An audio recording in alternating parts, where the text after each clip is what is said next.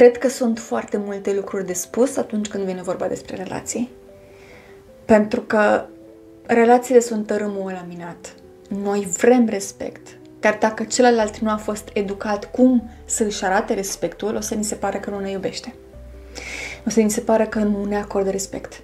Când adevărul este că omul ne respectă, poate, doar că nu a învățat, nu a arătat nimeni, nu știe cum să facă asta.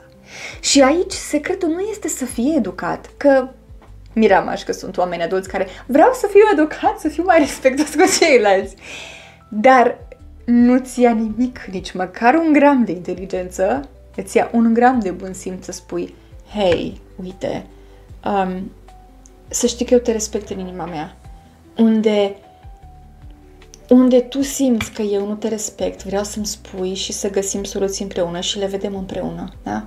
Le reanalizăm, îți spun exact ce am vrut acolo, ce vreau acolo și vedem împreună cum putem să facem. Chiar dacă amândoi nu știm cum, it's good enough. Nu-ți trebuie școală ca să faci asta. Nu-ți trebuie inteligență ca să faci asta. Îți trebuie un pic de bun simț. Doar atât. Și ăsta este secretul. Ăsta este cel mai mare secret.